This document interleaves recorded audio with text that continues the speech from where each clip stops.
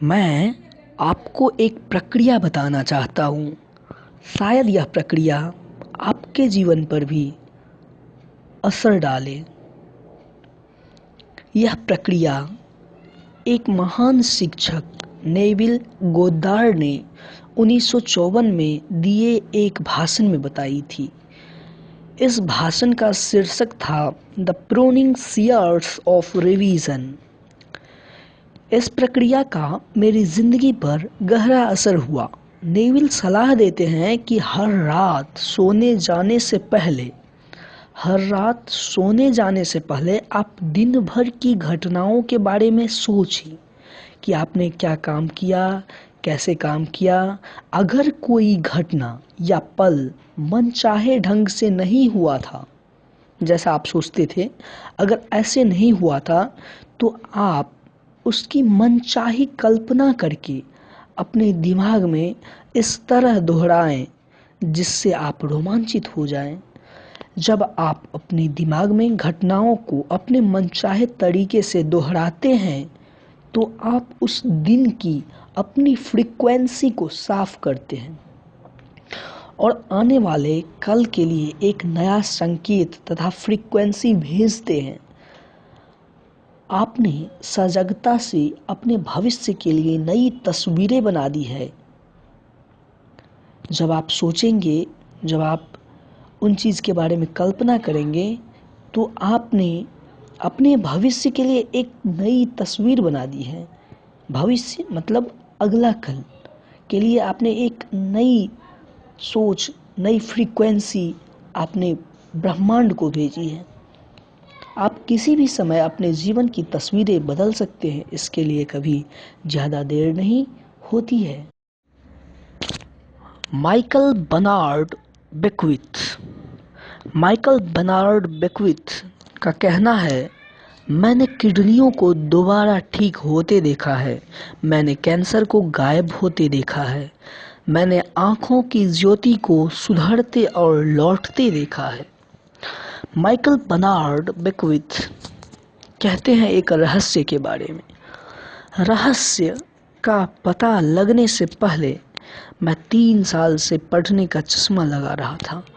एक रात जब मैं रहस्य के ज्ञान की सदियों लंबी यात्रा को टटोल रहा था, तो मैंने पढ़ने के लिए अपना चश्मा उठाया, लेकिन मैं बीच रास्ते में ही रुक गया।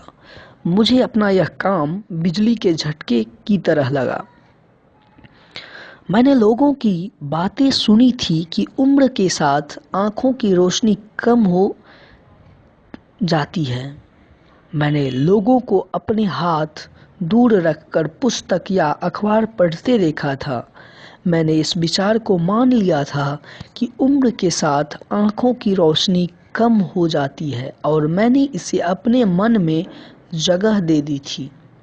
मैंने यह काम जानबूझकर नहीं किया था, लेकिन फिर भी किया तो था। मैं जानता था कि मैं अपने विचारों के कारण जिस चीज़ को अस्तित्व में लाया हूँ उसे बदल सकता हूँ।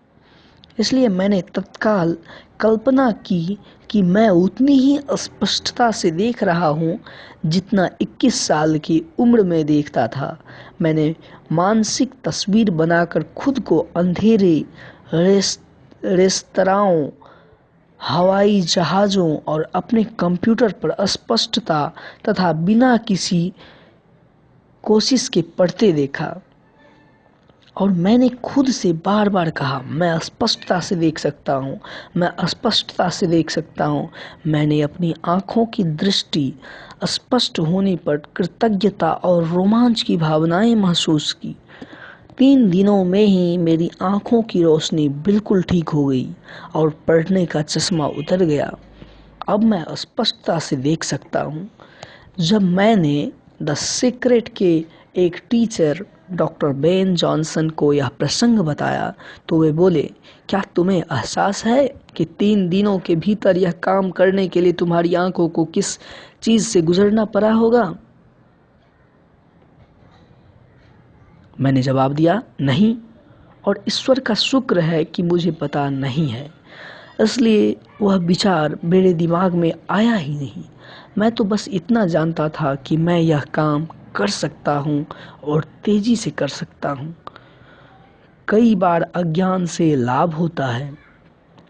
डॉक्टर जॉनसन ने अपने शरीर से एक असाध्य बीमारी को हटा दिया था, इसलिए उनके चमत्कार की तुलना में मेरी आंखों की रोशनी का लौटना मुझे छोटी बात लगी थी। सच तो यह है कि मुझे अपनी आंखों की रोशनी एक ही रात में लौटने की उम्मीद थी, इसलिए 3 दिनों में इस चीज़ का होना मुझे चमत्कारिक नहीं लगा था। याद रखें, ब्रह्मांड में समय और आकार का कोई महत्व नहीं होता है। मोहांसों का इलाज करना भी किसी बीमारी के इलाज जितना ही आसान है। प्रक्रिया समान है, फर्क सिर्फ हमारे दिमाग में है।